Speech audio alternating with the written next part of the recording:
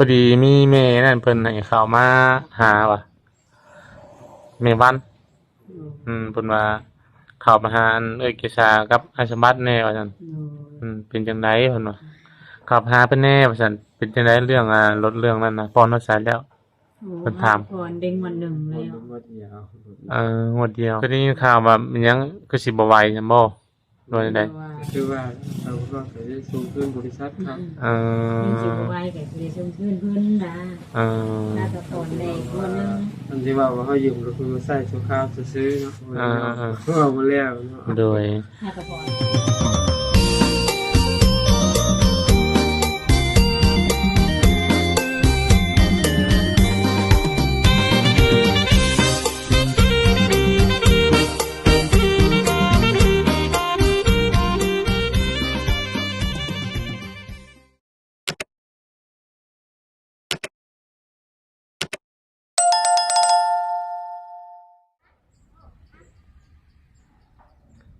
สบายดี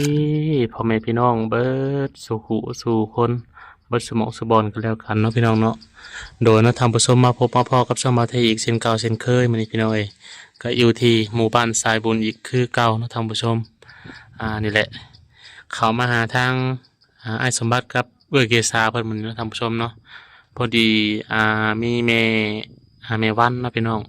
เพิ่นให้บ่าวเทเขามาหาเพิ่นว่าซั่นเพิ่นอยากให้บางทีเขามาถามเรื่องรถเรื่องอย่างเป็นอะไรพวกที่ว่าเป็นดาวรถอะไรพี่น้องเนาะว่าเป็นจังใดพรไปฮอดไซแล้วเนาะโดยมันนี่ก็เลยเข้ามาหาเพิ่นคนพี่น้อยตามที่เมย์เป็นให้บางทีเขามาได้เราทำผู้ชมป้าพี่น้อยจังใดกะเขาไปโอบไปร่วมน้ำกันอยู่ในเพื่อนเราทำผู้ชมเนาะว่าเป็นจังใดนี่บริเข้ามาแต่โดนก็ถือว่าเพื่อนคนเต็มมาเลยทำผู้ชมเนาะใช่นะซื้อน้ำเป๊ปซี่พี่หน่อยครับมันแข็งเนาะมาฝากเพื่อนโอ้คึมคือบนสิตกแน่หน่อยนึงจ้าไอ้สมบัตินั่งมาจัดการบ่เนาะเป็นจังได้นะทำเพิ่มอ๋อหมากยังไง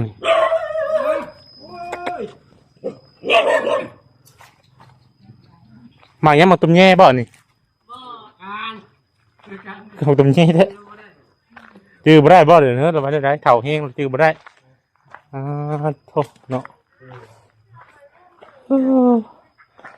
สบายดีเด้อโดยสบายดีพี่เกษาเห็นยังนะแกงหน่อไม้โอ้ไปนั่งข้างพุ่งก็ได้สมบัติให้ฉันนั่งด้วยหากเลิกการบ่เอาเลิกไว้เนาะ11 โมงเครื่องดื่มเป็ดซีดื่มอยู่บ่ดื่มอยู่ดีเลยอยู่ช่องเท่านี้เอาลานด้วยค่ะในเพื่อนเนี่ยโคเบิร์ตบ่ลานโคเบิร์ตเมื่อแล้วเมื่ออีก2 คนเมื่อ2 คนเมื่อเลยบ่เนี่ยคือเมื่อน่ะงานบ่ดีเพิ่นบ่ไหวเพิ่นเมื่อยเพิ่นเลยโอ้เฮ็ดงานบ่ไหวไปโทรมาพาก่อนไปของไปโอ้โหโทรศัพท์แม่น้องโชคโอ้โดยโทรศัพท์แม่น้องโชคคือดังอยู่พุ่นนั่นโมเมนต์โทรศัพท์ของมันยังโอ้อยู่ในยามันดังบ่บังนะพี่น้อยมือพักมานี่เนาะมีได้สมบัติไปติมากินข้าวพี่แล้วก็ไปบ่วันกินแล้ววันกินข้าวกล่องอันนี้มานี่ซื้อที่มาเพื่อนซื้อด้วยเป็นไงได้เขาเมื่อยสบายดีบ่สบายดีแล้วสบายดีมองเงินเดือนสิออกเงินเดือนสิออกแล้วออกมื้อวันที่เท่าไหร่ก็เงินเดือนนะ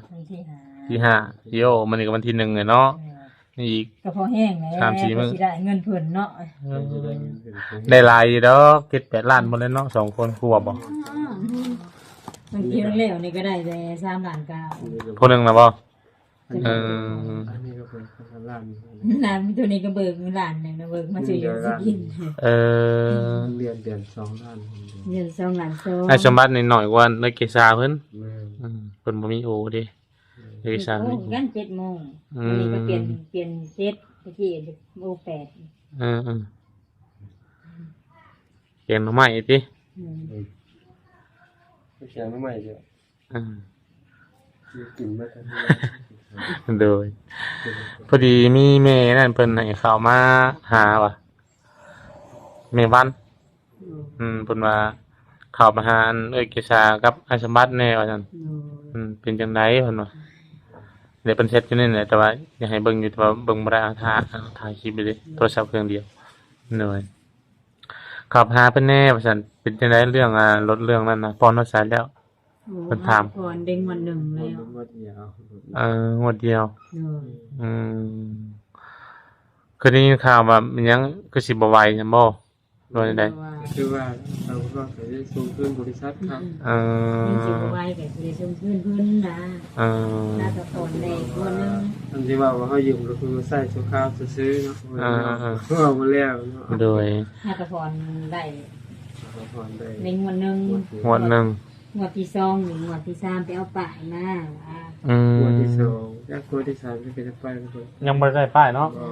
หาก็ได้งวดหนึงบ่ได้นี่ ก็ได้งวดเดียว เออง วดหนึ่งคือ1,651,000 51,000พอมันจ่ายโอนจ่ายในบรรทัดเลยเด้ โอ้จะโอนจ่าย แม่ อืม เขาบ่ได้เข้าไปในบริษัทเขามันอยู่ในเมือง โดยแต่เจ้าก็จ่ายทุกเดือนแล้วว่านี่ แม่น เราซ้ำฮ้อนนะบ่ได้คัดเนาะเออ เขาจ่ายเดือนเดียวนะ ให้กระจายเดือนเดียว โดย งวดบัดเดือนหน้ากระจายเพิ่นอีก เอ เดือนห อ น้าวันที่6กระจายบรรทัดคือกัน นี่แหละเพิ่นอยากได้พี่น้องเอ้ยอยากได้เป็นของตัวเอง ลองว่านะเพิ่นจะว่าเพิ่นอยากซอยหยังมันจักเห็นเพิ่นทักมานะเพิ่นว่าให้เขามาหาเบิ่งว่าเฮาก็บ่ได้ถามชอเพิ่นดอกว่าอันแน่ได้อยากซอยทั้งอ้ายทั้งเอื้อยเพิ่นบ่แน่ได้เฮาก็บ่ได้ถามเพิ่นมีแต่ว่าน่ะเข้ามาหาอ้ายสวัสดิ์เอื้อยเกษาให้แน่ว่าซั่นคือได้ยินว่าคือสิบ่ไหวพรรถพรหยังเฮาก็บ่ฮู้เพิ่น เรื่องมันไว้ก็คือว่าแหละก็สิไปไทย มันก็ ไปไทย แม่นจะไปถอนเรื่องรถนี่แหละ เออ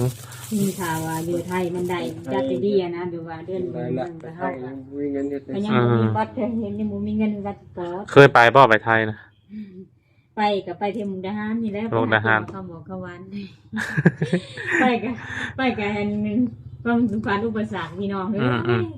เห็นเกี่ยวหลานลิ้นใส่กระแลก็ตกลงมาเอง ใครจะมาถือดินบ่ จะไปตะกี้นะบ่ แม่น ไปเก็บมะขามหวาน แม่น เออ ไปดูความถูกข์ความยากนี่แหละ แล้ววันนี้สิตัดสินใจสิไปไทยบ่เดี๋ยวนี้ ยังบ่ได้ว่า หรือว่าอันคิดไว้ชื่อ คิดว่านี่คือ เออ แต่ว่ายัง เฮ็ดไรสิหาเงินในพาสปอร์ตยังบัตรประชาชนยังบ่ได้เฮ็ดเลยบ่เตียนเนี่ยเฮ็ดไปคุยเรื่องบัตรประชาชนเขาสิเฮ็ดบัตรประชาชนก่อนเป็นเรื่องที่ดำเนินไป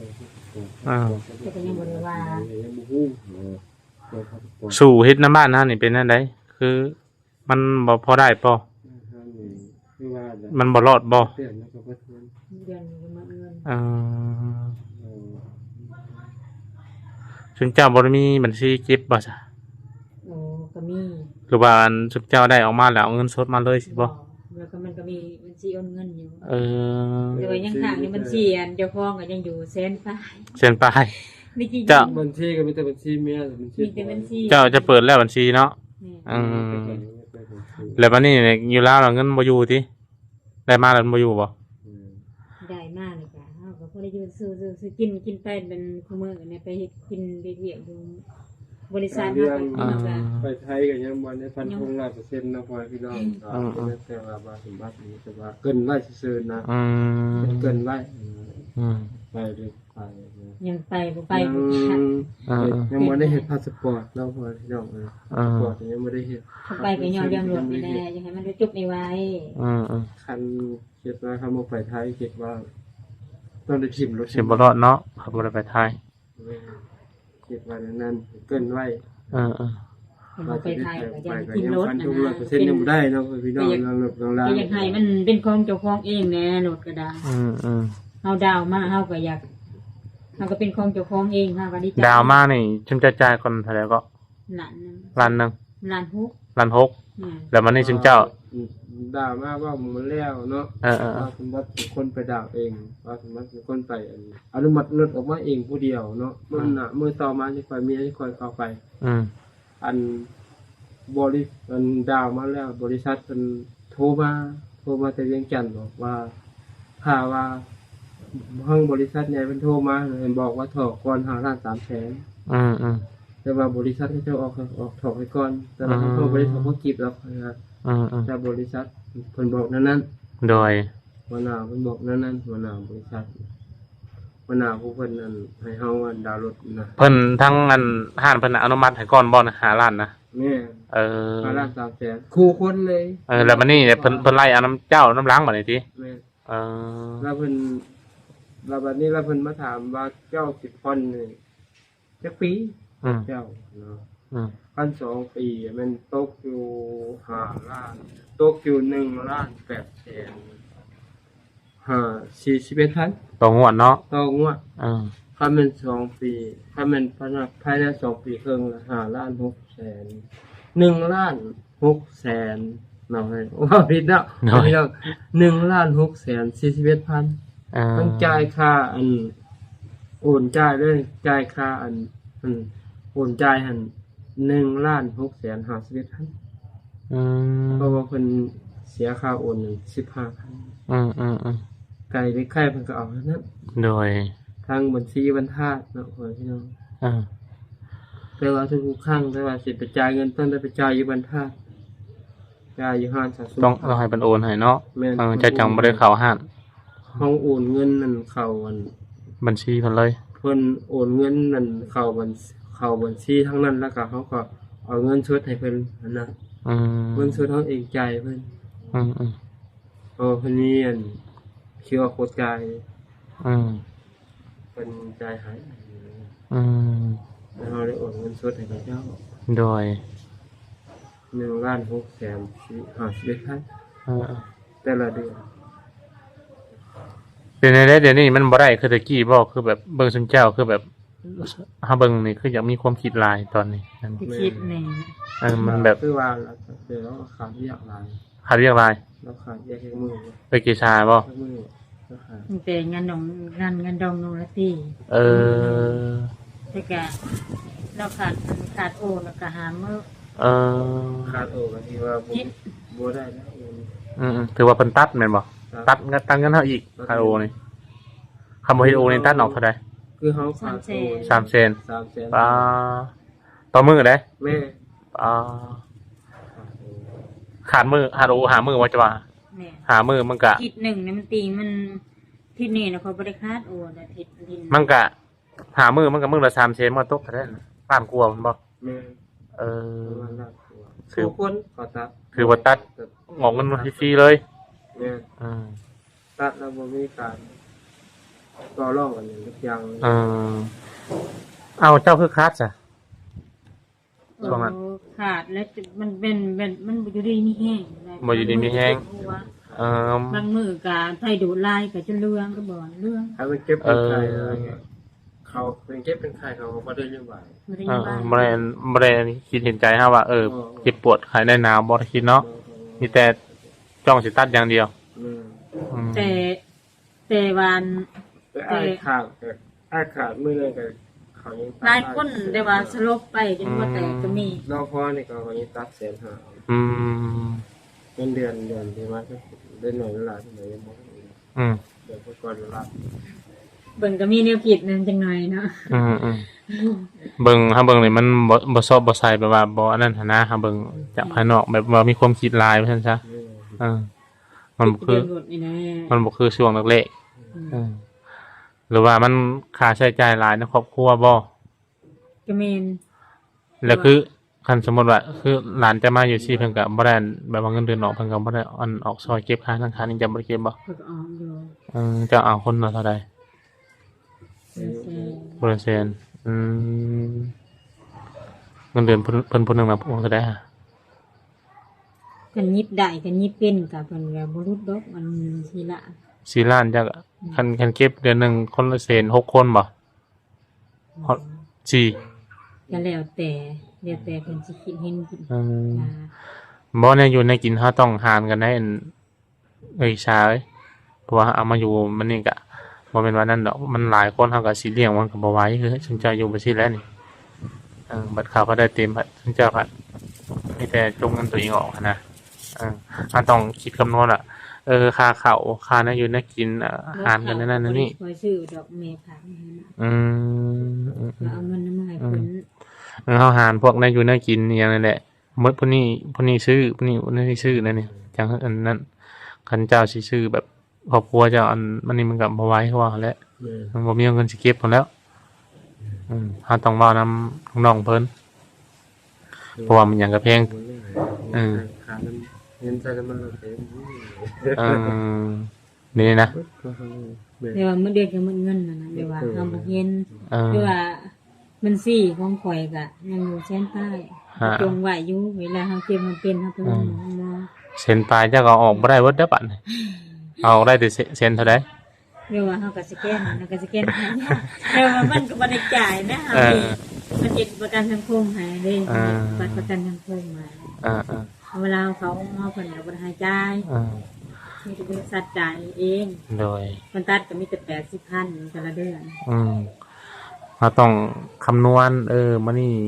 นั่นซื้อนั่นนี่ให้ต้องไล่ใช้กันอยู่ร่วมกันสำเฮาอันว่าไงสำเฮาอันนั้นแหละเราต้องปรึกษากันจนใจอยู่ร่วมกันก็มันจังไปกันรอดได้แม่นว่าเฮาเอานี่คนมันหลายคนเด้ไผก็กินซื้อกันซื้อค่าน้ำมันมื้อนึงเท่าใดมื้อนึง30,000 30,000ไปกลับบ่เฉพาะของเจ้านี่เนาะของเขาได้ซะแล้วคันมันใส่30,000เนาะคุ้มของเจ้านี่สิคุ้มอยู่มันเป็นรถไทยเด้อันตอนนั้นน่ะมันจะเปลืองแน่ตัวเก่าเป็นรถมันก็เปลืองเพราะมันไม่ถ่ายใหม่ไปทุกอย่างเลยเปลี่ยนสูตรเป็นหยังบ่ได้ติเปลี่ยนรถนะยังบ่ได้ตัดเล็บนะเพิ่นให้ตัดเล็บเด้เพิ่นโรงงานเพิ่นตัดเล็บเพิ่นบ่ให้ไปซูนเครื่องมันจะเครื่องเป็นห้อยบ่เป็นเครื่องก็เป็นห้อยได้ยิบที่เพิ่นว่าเป็นห้อยจังได๋ได้แต่นี้เมืองคิดทัดอยู่บ่พักกันกินข้าวเที่ยงแล้วบ่เดี๋ยวนี้นะจะคือบ่เก่งค่ะบ่เก่งแล้วจังนะเฮามาสมบัติก็ได้ยามเจ้าอยากเข้าเกษาก็รู้สึกว่าจอยพร้อมลงเลยเนาะไผดูดเด้ไผดูดไผได้แท้นะไผในดอกไผอันนั้นมันดูดเงินเดี๋ยวนี้บ่เอาอยู่งานโอ้มันมีตู้โดดบ่มีระบบเซฟตี้ป่ะเดี๋ยวว่ามันใส่ให้เป็นละเซลล์นะเวลาเขาใส่เบิ่งกันน่ะฮอดได้ไผอันนี้นะโดยฮอดเลยว่ามันเวลามันผ่านมามันฮอดแต่ละมื้อเก่งละไม้หยังบ่สิได้เนาะบ่ได้เก่งบ่ได้เก่งจุมเจ้าก็ลดต้นทุนลงหากินแบบธรรมชาติแน่หาเฮ็ดหาหยังแบบนี้แหละคือว่าเขาได้หลายบ่มีเวลาเช่นก็เอาพวกแนวกินพวกไข่พวกหยังน่ะมันราคาประหยัดแน่ราคาย่อมเยาซื้อหมูซื้อเนื้อมากินแต่ละมื้อมันก็บ่ไหวแม่นบ่เลยโลนึงมันก็หวายนักเติบอยู่ได้เฮาหากินแน่ตัวที่ว่ามันนี่แหละผักอย่างนั้นแหละน้ำพวนน้ำแกงประหยัดกันไปมาหุงอย่างก็มีผ้ากันตามกินไปกับเขาทำเลยเนาะพี่เกษานี่ก็ฮักพอดีหามื้อโอ้เนาะมื้อละ3 แสนเนาะถือว่าเงินเดือนแล้วนี่เกือบสิบ่เหลือพี่น้องบ่เหลือหยังเลยเดี๋ยวนี้งานมันหลายบ่เดี๋ยวนี้ถ้าเห็นนั่นเขาว่างานหลายบางคนเขาเฮ็ดแต่8 โมงกลางแลงตอนแรกนี่จะฮอด12เป็น8 โมงตอนเช้าว่าอันอยู่อาคารนึงงานนึง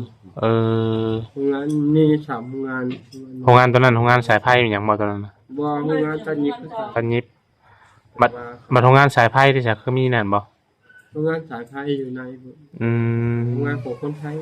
โอ้งานประกอบภาษาของคนจีน